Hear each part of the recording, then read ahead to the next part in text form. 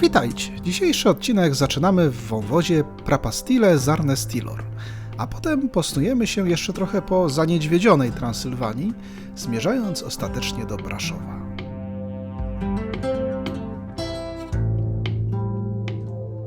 Gdzie jesteśmy w ogóle? A jesteśmy W w wąwozie. Stile Zarnestilor w górach Piatra. Wybraliśmy się tutaj do tego parku. Jakieś takie krótką wycieczkę. Już jakaś ściana. Bardzo urokliwy wąwóz. Przyjemne.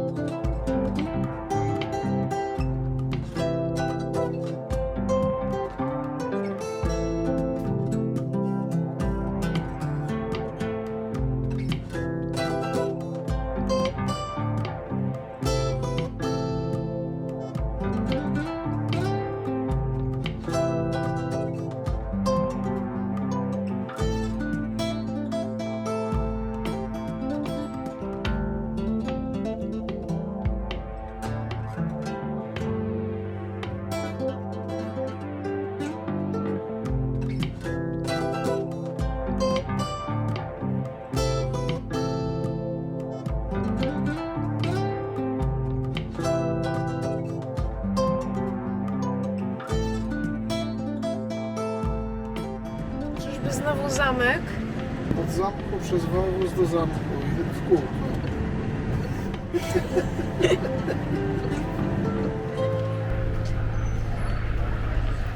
Nad Rasnowem góruje zamek chłopski z XV wieku, do którego można się dostać, jak widać, kolejką, albo z drugiej strony od parkingu można podejść. Natomiast parkingi to jeden wielki bazar. Podjechaliśmy i Z uciekliśmy. zamkiem dmuchanym. Tak, podjechaliśmy i uciekliśmy. Dzisiaj weekend, więc aż tak nam nie zależy, ale zobaczymy, czy kolejką da się wjechać i czy nie kosztuje to I za jakiegoś ile? majątku, bo wtedy podjedziemy, tak żeby coś innego Wam pokazać, coś innego samemu zobaczyć, jakąś atrakcję.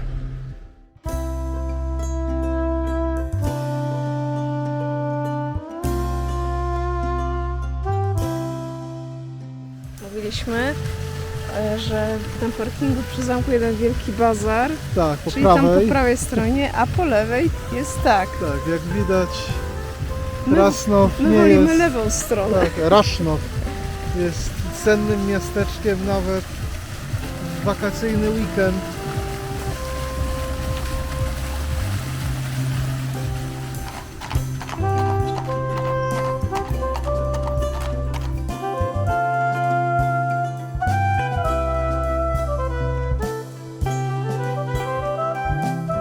No więc kolejka w remoncie. Normalnie kosztuje 30 lei, ale są schody obok, więc jak już jesteśmy, to grzech nie wejść. Zobaczymy, ile stopni nam wyjdzie.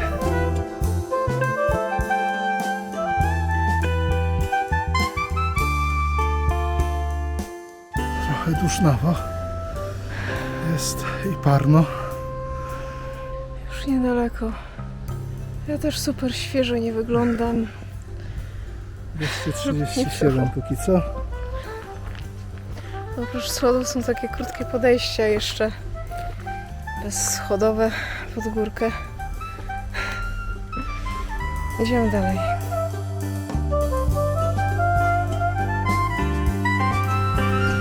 Wyszło 480 stopni. Plus minus, może się gdzieś pomyliłem.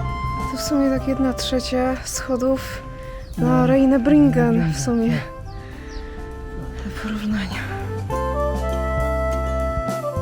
Tereny zamku w Rasznowie już w czasach rzymskich w I wieku były częścią jednej z najważniejszych fortyfikacji tutaj limes południowo-transylwańskich.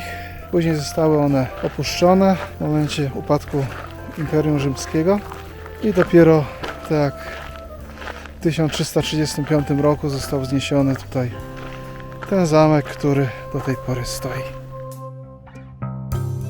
Podszedłem pod zamek, ale wygląda na to, że zamknięty. Tu jakaś buda stoi, pewnie były bilety.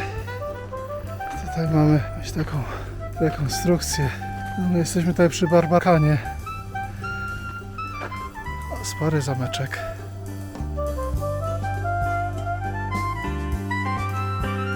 Nie byłbym sobą, gdybym się jednak gdzieś jeszcze wyżej nie wydrapał. Jeszcze spróbuję kawałek tutaj podejść. Kruk.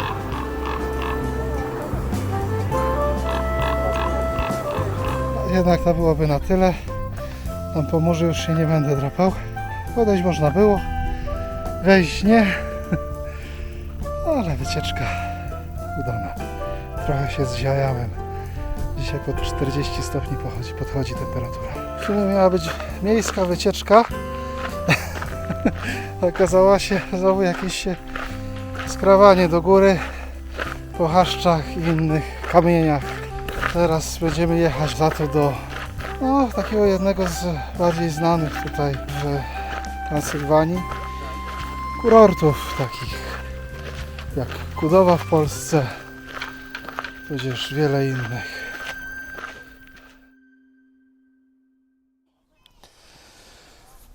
No to myślę, że niektórzy nas przeklną i przechrzczą, bo wylądowaliśmy znowu na kempingu. Dlaczego? Po pierwsze, znaleźliśmy bardzo fajną miejscówkę, tak się wydawała przynajmniej, niedaleko stąd, ale komentarze były, że doszło do ataków niedźwiedzi tam w tamtym, na Wana. Kurczę, strasznie dużo nam przyleciało tutaj os.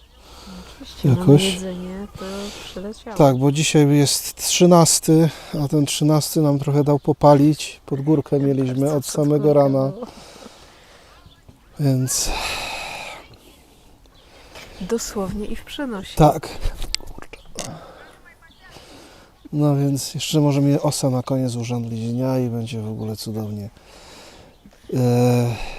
Tak zauważyliśmy, że na kempingach też bardzo dużo Rumunów jest. Więc z tym stawaniem na dziko chyba w tej Rumunii to nie jest, przynajmniej tutaj w tej Transylwanii chyba nie jest tak, jak nam się wydawało. Oczywiście, no, jeśli ktoś potrzebuje ekstremalnych przeżyć. tak, typu pukającego misia do szyby samochodu, no my też mamy samochód, w którym się nie możemy jakby schować tak na stałe, nie? No właśnie, jeśli ktoś ma wana, Tak. zobaczy misia, to może się zawsze Tak jest. trzasnąć drzwiami I przed z talerzem nosem, uciec, tyle. tak? I z talerzem do wana uciec. U nas to troszeczkę więcej czasu zajmuje. Natomiast no też jest gorąco. Jest około 40 stopni cały czas. Prysznic jest wskazany przynajmniej raz na jakiś czas. I stąd no jesteśmy może na razie mamy 6:4, jeśli chodzi o miejscówki na dziko, 4 noclegi na kempingach z różnych powodów.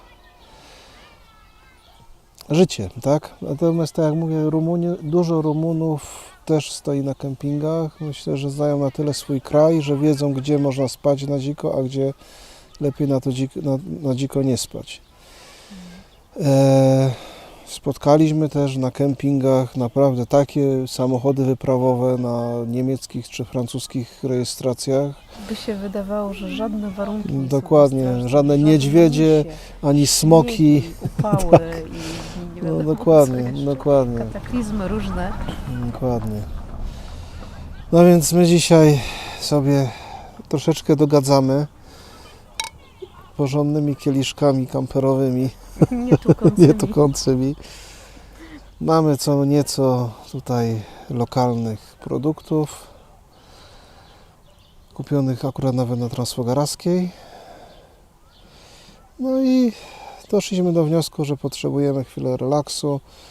Trochę dzisiaj się też nachodziliśmy, napociliśmy, więc kolejny kemping, no. Ten kemping nas kosztuje 85 lei, czyli jakieś tam 70 zł.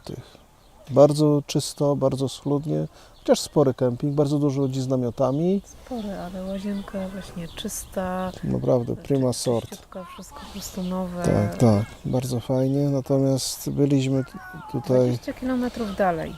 tak, a zajechaliśmy taki kemping.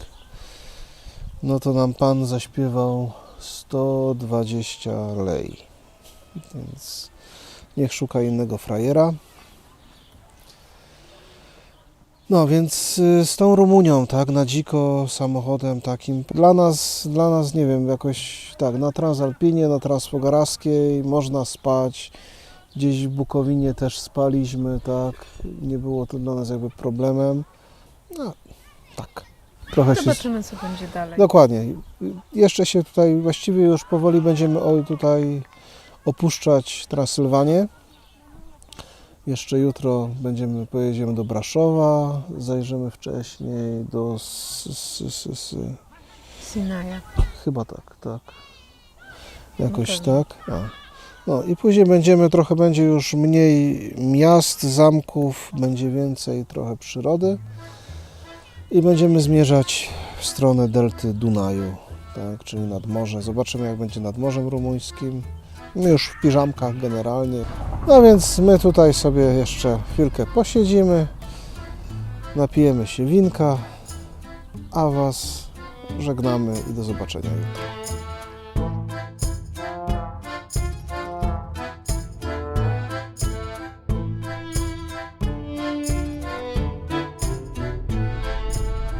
Po jakichś 40 minutach stania w korku chyba zmieniamy marszrutę na dzisiaj i odpuszczamy Sinaję.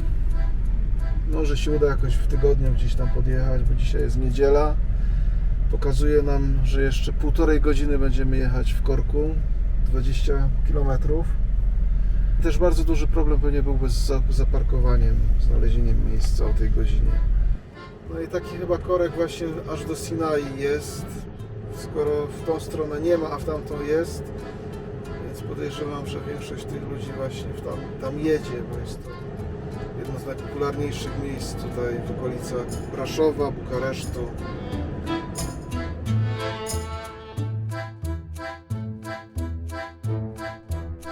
Z Sinają nam nie wyszło, chociaż może jeszcze wyjdzie. Idziemy do Braszowa. Ale po drodze... To taki ciekawy kościółek. Tak, a propos niedźwiedzi, że tutaj w Rumunii, na tych terenach, to nie przelewki, to nawet przy normalnych domach, zobaczcie tutaj z tyłu, są nawet zrobione dodatkowe ogrodzenia pod napięciem.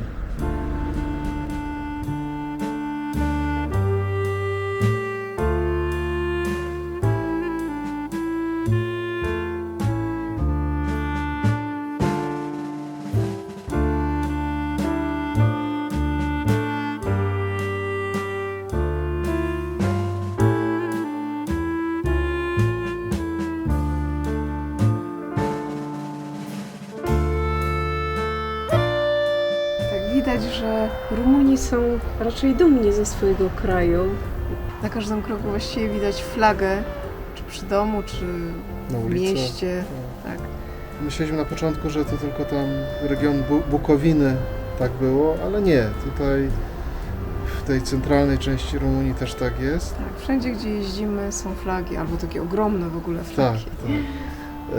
A to, że Rumuni jakby lubią swój kraj, jest bardzo dużo kamperów, jest bardzo dużo przyczep. Widać, że Rumuni zwiedzają tą Rumunię bardzo intensywnie i kojarzy nam się to z Norwegią, tak? Norwegowie też uważają, że mają piękny kraj i nie jeżdżą gdzie indziej, chyba że w jakieś bardzo ciepłe kierunki. Jeżdżą, No ale tak, no jakby- chyba że w ciepłe kierunki, tak? Ale są dumni ze swojego kraju, podoba im się to i tutaj jakby takie podobieństwo Tak, to jest zauważyliśmy. podobnie.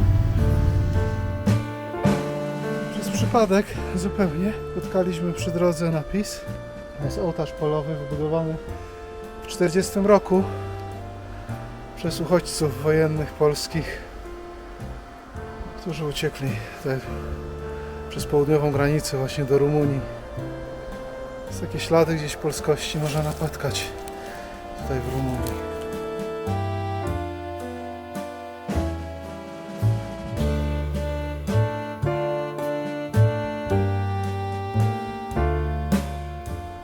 Widać, że chyba dość rzadko ktoś tu chodzi. Taka ścieżka zarośnięta. Nie jest to główne miejsce turystyczne. No na pewno nie jest główne.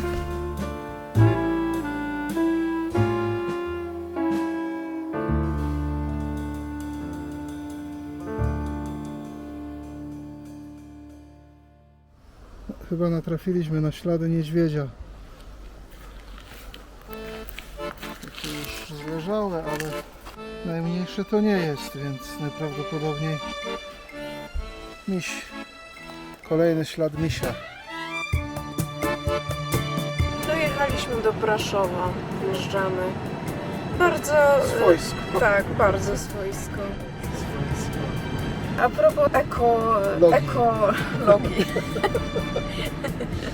Ekomody. Tak jest. Kolejne miasto z trolejbusami, a w Polsce wszędzie polikwidowano i Właśnie, teraz... dlaczego?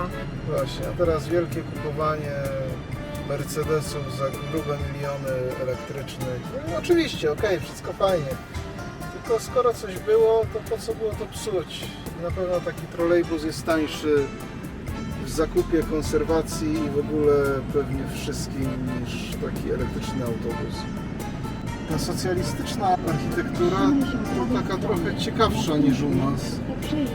Tutaj trochę tego południowego sznytu. Szaleństwa odrobina. Tak jest.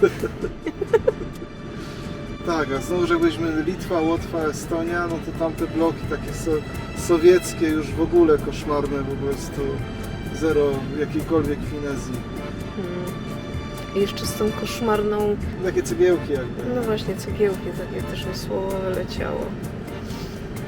Mamy zamek, Braszów, było widać gdzieś, może za tych drzew się wyłoni jeszcze. O, tam w górę. Nie widać. Ja widziałem.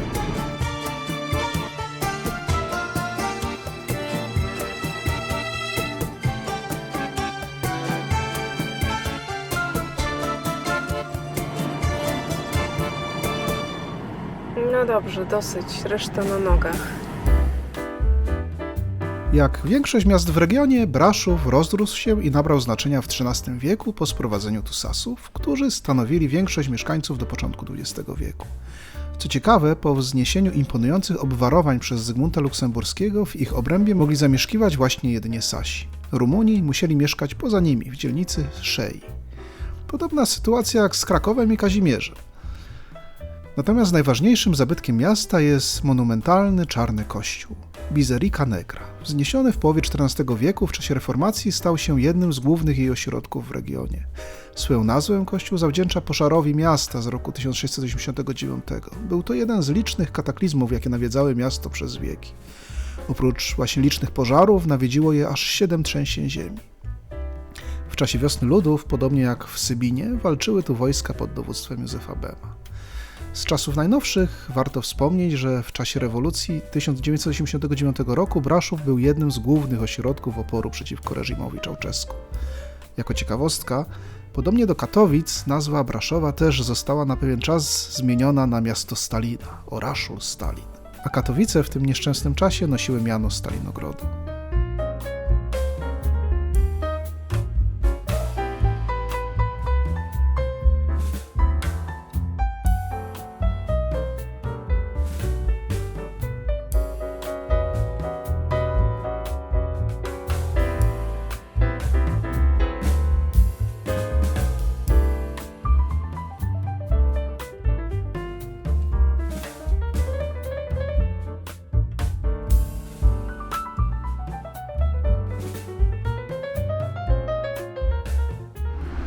Najwęższa ulica w Europie.